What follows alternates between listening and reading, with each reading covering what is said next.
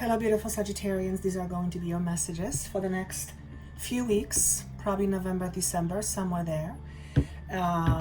If this doesn't make sense to you, first when you hear it, give yourself maybe a few weeks and hear it again and see how it applies to you.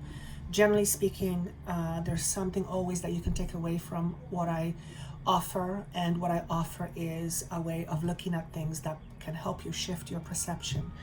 And perception is, well, it's the mind. The moment we shift our mind, we shift our experiences, or what we attract as our experiences. As I'm talking about this, the number 15 is being symbolized to me, and that's the signal for me that is the sign of a devil, which is to me about attachments. So for a lot of you, this is going to be a message of you releasing yourself from certain attachments. Not the good types, but the ones that hinder your growth. And we all have attachments, and attachment isn't necessarily a bad thing. As a human being, we kind of sort of need attachments to a certain degree, because we need to relate, we need to have experiences. What I'm talking about is clinging to old beliefs, old ideas, old perceptions that, though they may have helped you at some point long time ago, you have grown out of them, so it now remains a habit, and this habit is relinquishing you from your power, which means it does not allow you to fully own your power. And when we don't own our power, we are not empowered. And I don't know about you, but I always would like to be a little bit more empowered. There's just like no ending to how empowered we can be. The other symbol that was shown to me was the number 19, and again, it is the sun in a tarot card, and to me it represents clarity. And how it connects to the attachment is that through clarity you will regain your true concept of self, not the concept that you have been used to, particularly the one that is limiting you, but clarity by observing yourself from a different angle. And again, when we observe situations or ourselves from a different angle, we have a tendency to see things differently, which offer new way of looking at things. And everything is about perception. Everything hinges on perception. Two people could be looking at the same thing and they both will see something different in their own unique perspective. So there's a lot of indication here that there will be some clarity or awareness, clarity, if you want to call it that way, around some sort of attachment or attachments, hooks, if you will, that you have from your past, because they're always coming from our past. The other word that came through was the word awareness. And I feel the next little while is very much about observing. Now, I was listening to something on YouTube and someone mentioned that November is it's kind of like a period where there's not a lot of movement. And I thought, that's actually interesting, because that's kind of what I've been feeling. It's this space where we're not charging forward. We're not really where we were. We're kind of sort of in this, almost like a pause moment. Probably has something to do with energies, like the astrologer said. I don't remember what he or she said. I think it was a she. The point is that whatever I'm saying right now feels familiar based on what I heard from someone else. So it's a good time to use this time in order to reflect, in order to gain greater awareness or a different perception. So what is the theme for the next little while? Again, November, maybe it's a little bit of December. What is it wants to come through as far as a message? What's really important for you to consider? The idea of nurture comes up, and there's several messages that I will pass on from this. First and foremost, the way it landed for me, it was in reverse. And I don't always read cards in reverse. It's only when I feel that's how it's meant to be read. And what I felt when it landed in reverse, I thought, oh, okay. Some of Sagittarians have difficulty being taken care of.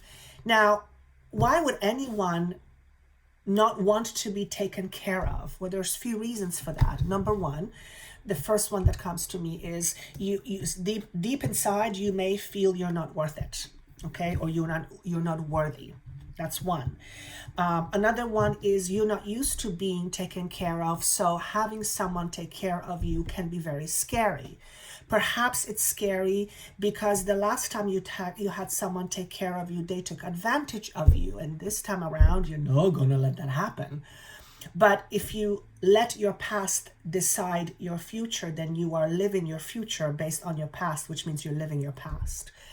So there's a separation here that seems to be happening for many of you in terms of your ideas about being taken care of. And this feels a lot about relationships. So that's what I'm getting more than anything. I feel that some of you have difficulty letting others take care of you, letting others nurture you. You have challenges or difficulty with accepting nurture from others. And if that's the case, that's a pretty clear indication that you have difficulty with you nurturing yourself. Because I feel those two things go together. When you nurture yourself, you allow others to nurture you. When you don't allow others to nurture you, it's because you're closing yourself off, and you're closing yourself off because you're afraid. And if you're afraid, you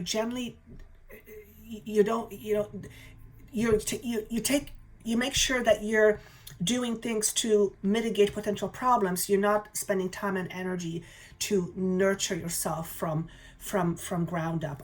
I'm hoping that's going to make sense. But yes, for most of you, this is a message around not allowing others to take care of you, or not allowing yourself to be taken care of by others. So that's one message.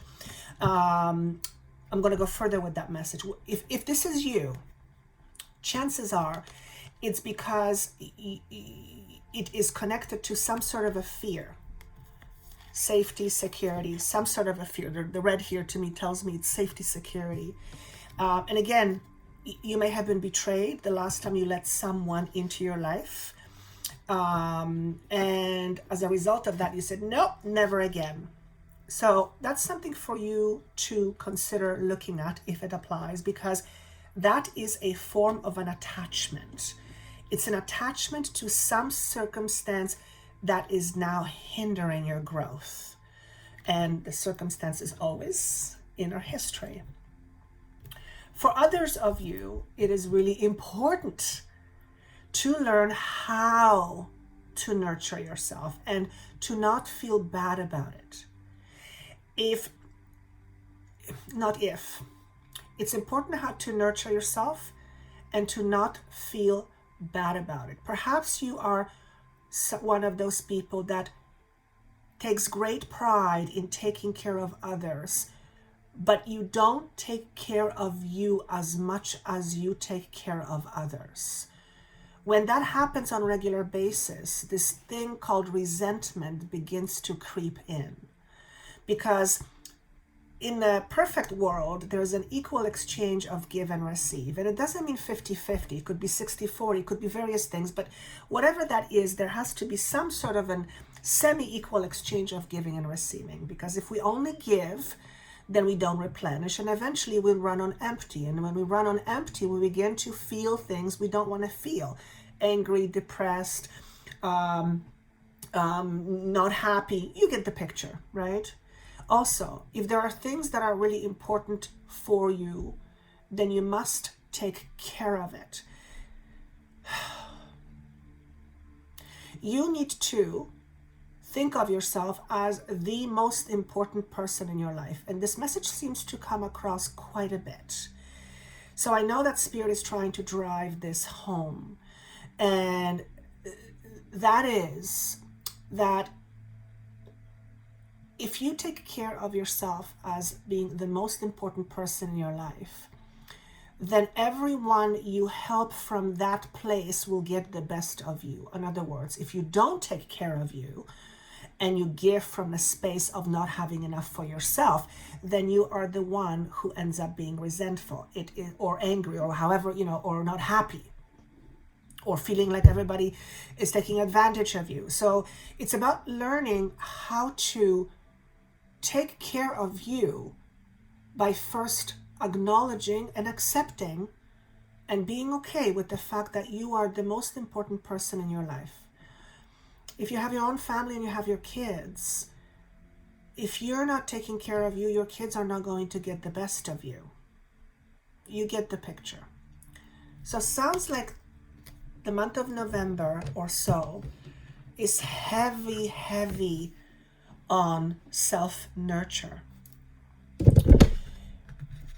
The raccoon cards came out quite a few times in November messages, 3 or 4 times. So if you are drawn to another sign and you happen to see the raccoon there, then it's a huge ass indication that there is a message in it for you. So what do I want to say about the raccoon? The first thing I want to say that this raccoon is trying to blend into its own shadow, I want to say, but that's one thing, but it's trying to blend into background. In other words, it's trying to not be as visible, or it's trying to be less visible. To me, that's a message of hiding.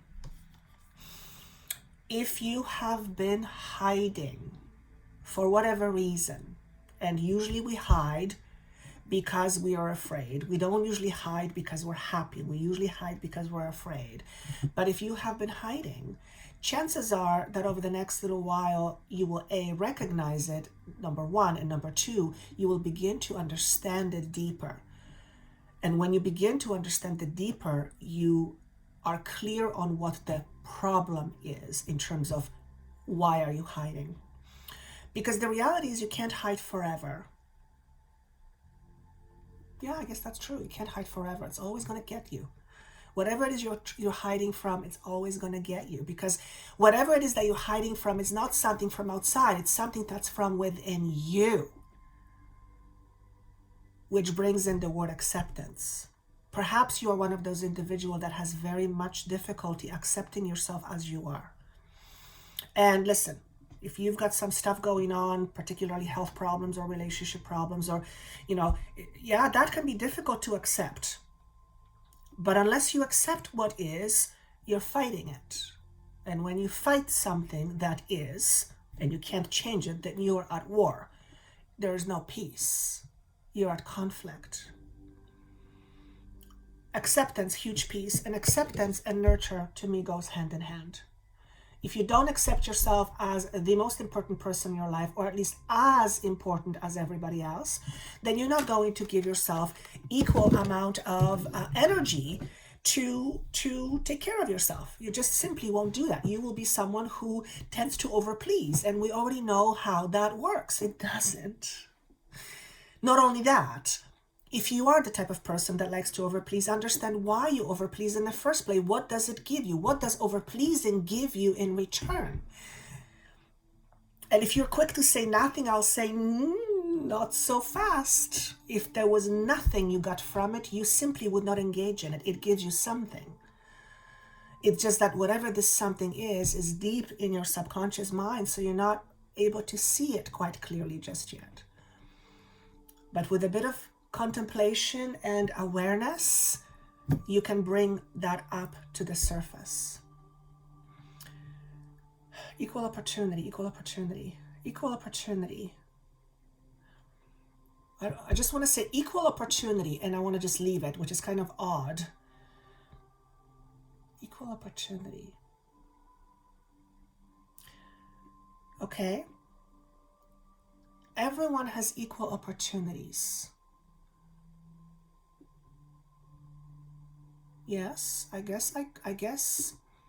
Well, I don't know. I don't know how I feel about that, because, well, the logical part of me goes, well, if you're born in a country where it's poor, then your opportunities will not be the same as someone who's born in a country where there's freedom. That's right. So in that case, it's not equal opportunity. But what I want to say here is the equal opportunity relates more to your ability to choose. Everyone has equal opportunity in terms of being able to choose. And yes, you may not be able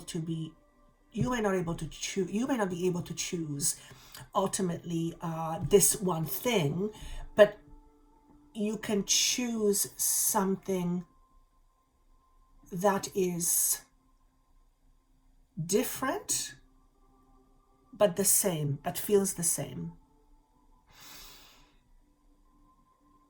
Choose wisely, for that is your projection.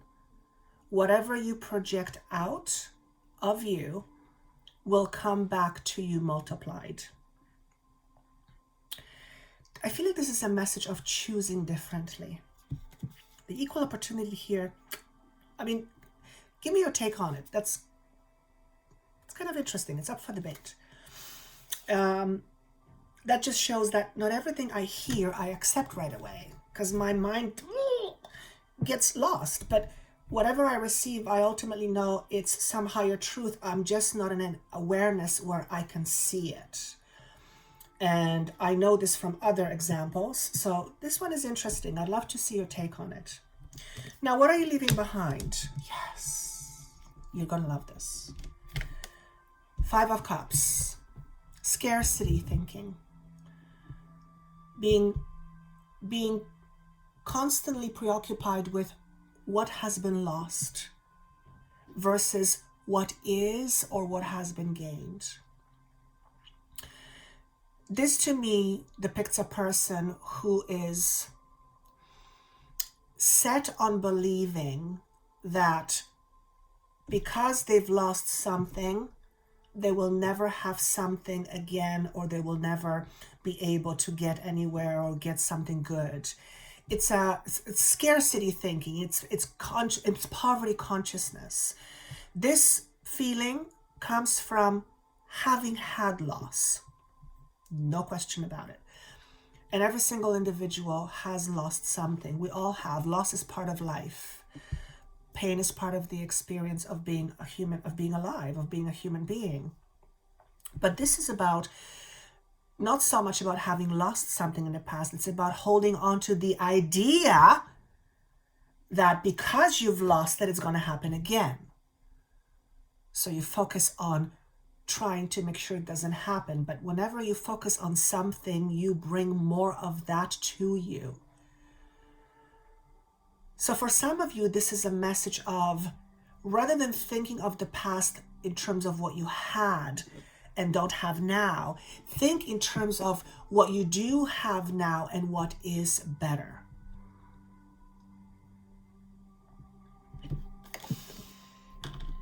If you are afraid of being alone, ask yourself the reason why. Why are you afraid of being alone?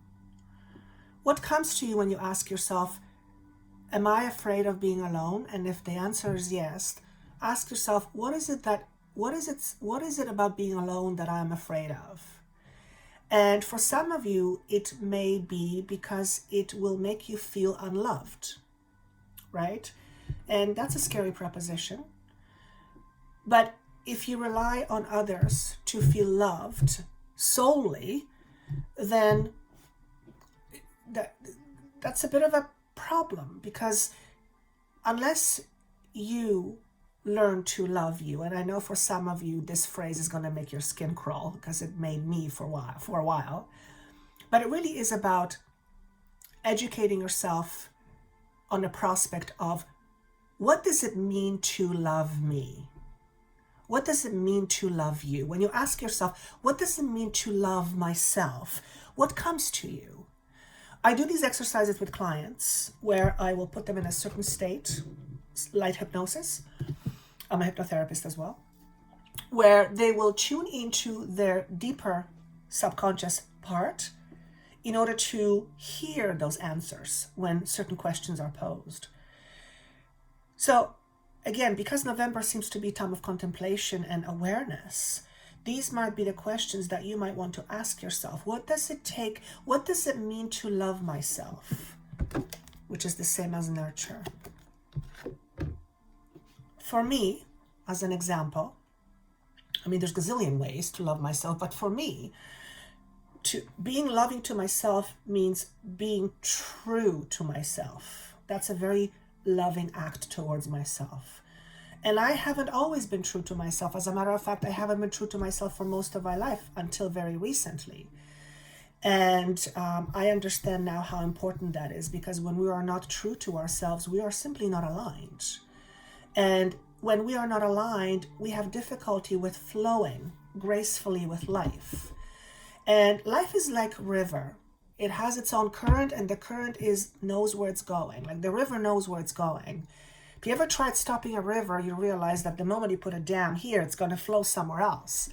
So when we develop this concept of self-love towards ourselves, we begin to feel much more in tune with who we are, and essentially we step into ourselves more fully. And that makes us feel a lot stronger, not only inside, but also on the outside. And it allows us to relax and to invite different things into our lives. If you are someone who is afraid of being taken care of, chances are it's because you are not loving you. So you're afraid for others to love you. Which, if that's the case, you're probably not feeling in charge of your own life. You wait for others to love you or to validate you in order to feel good. And although I always say people and circumstances will absolutely contribute to the way you feel, but the way you feel ultimately comes from you. I cannot give you a feeling of feeling good. I cannot sell you $5 of feeling good. It doesn't exist. I cannot sell to you $10 worth of feeling in charge. It doesn't exist. You either feel in charge or you don't. And if you don't, ask yourself the question, why? Why don't I feel in charge? What is missing that I don't feel in charge? Now, feeling in charge does not mean you control everything. It's actually quite the opposite, because you can be controlling, but that actually means that you have no control, which means you're not in charge. Being in charge of your life is inherent to self-acceptance. Because when you accept you fully with all your quirks, with all your bads and all your goods, then you are stepping into a full alignment. If you live in self-rejection mode most of the time, then you are absolutely not in alignment. And most people live in self-rejection mode to some extent. And I don't feel it's about eradicating it. It's about examining it, acknowledging it, and not letting it control you. Because then you are not in control. Something else is. All of this is leading you to something great. The Page of Coins traditionally talks about a new opportunity, a new job, a new career. So for some of you, yes, this could be a new opportunity around finances or some physical matter where something new comes into your life, something solid, some manifestation.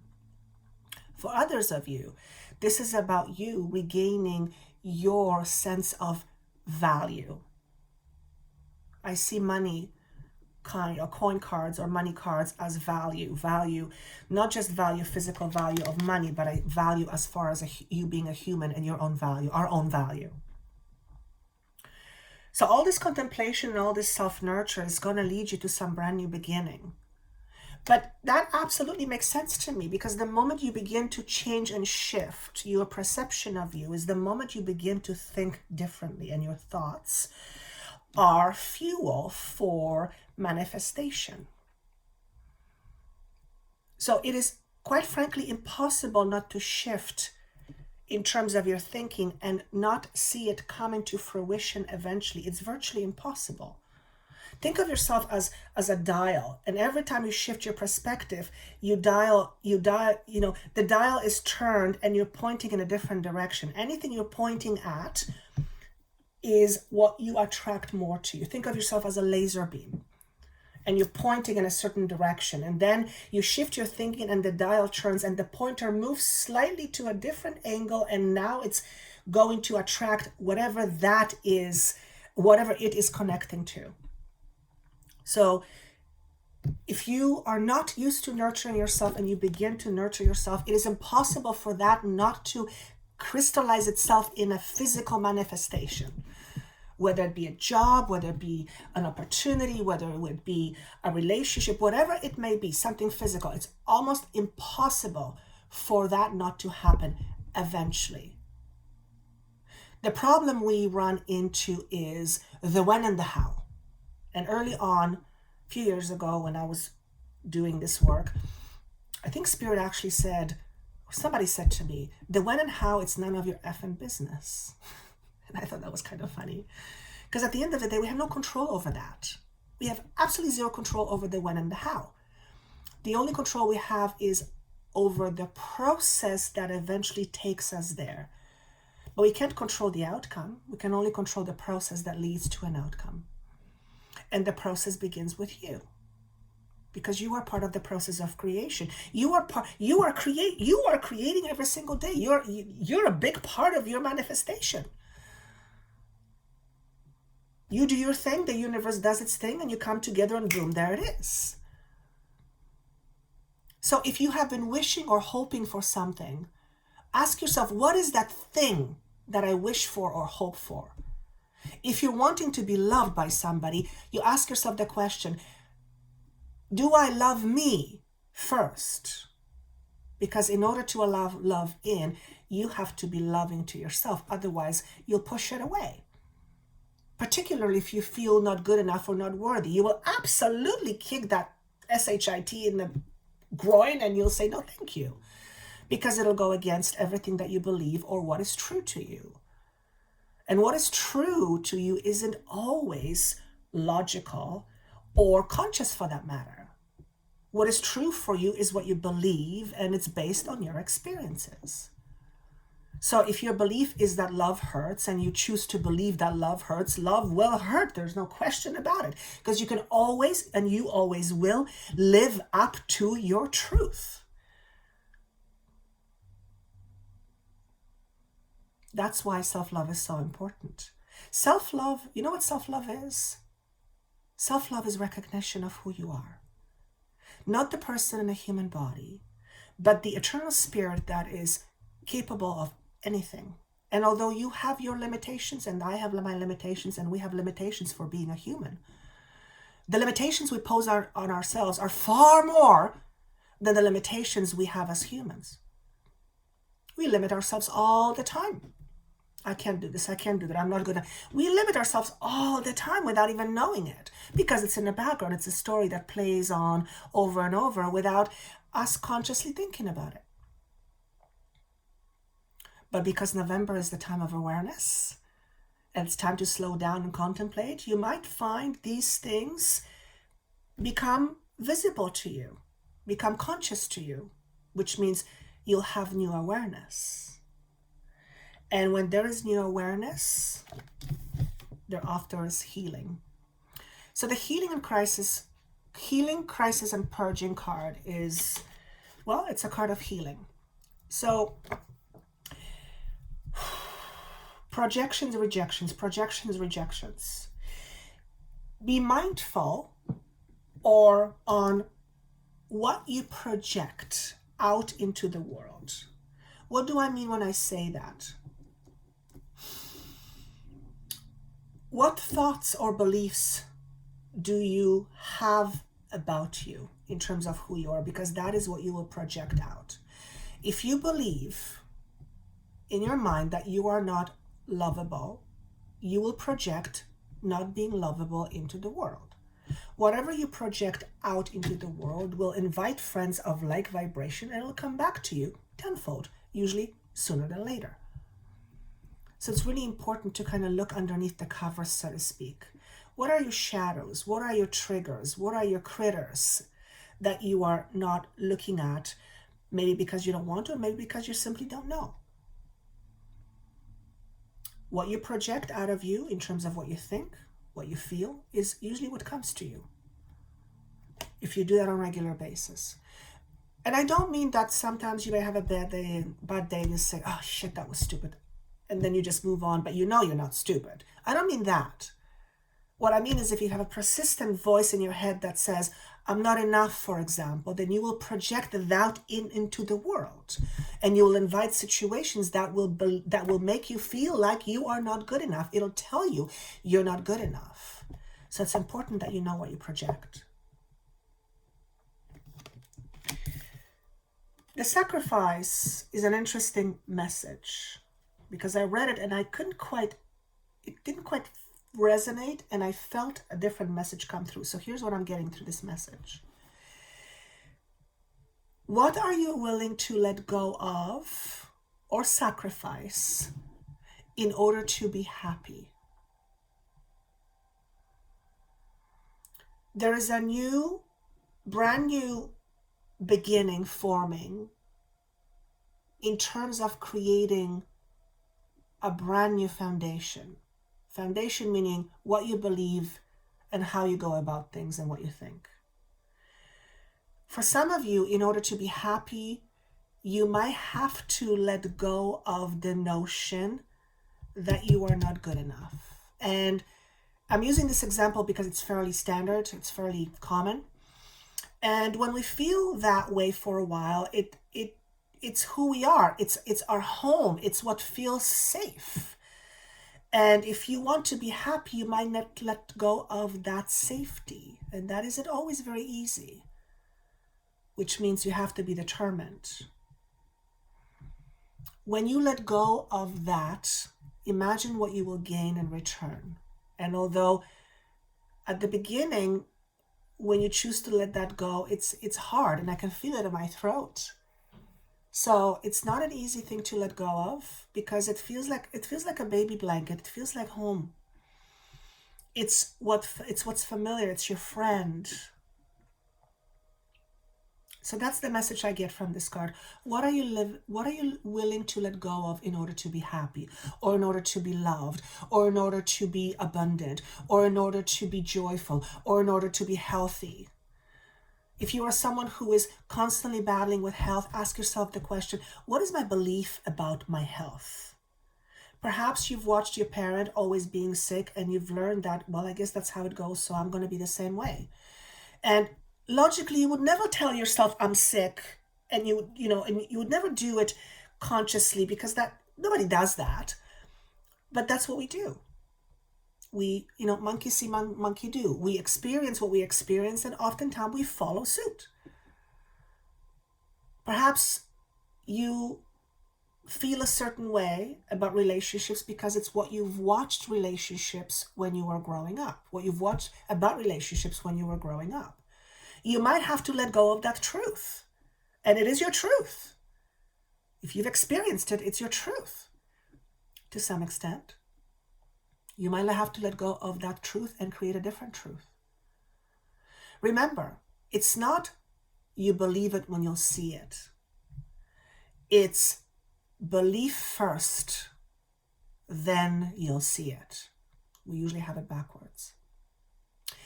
And with that said, I think that's all I have for you. I hope this was helpful. I would love to hear your comments. So if you would like to comment, please do. If you would like a private session with me, that information is down below for you. I wish you best of luck over the next little while. And please take care of yourself, nurture yourself, and always remember you are the most important person in your life. Doesn't mean you can't help other people. Doesn't mean you can't be this or that. Doesn't mean you can't, compromise. No, it means none of those things. It just means do those things as long as you know that you are the most important person in your life, because everything else stems from that, including what you give to others. Otherwise, they don't get the best of you. It doesn't help you nor them. So remember, it's attachments. The month of November, it's about looking at our attachments that aren't working any longer and releasing those attachments. Thank you so much once again. I look forward to seeing you soon.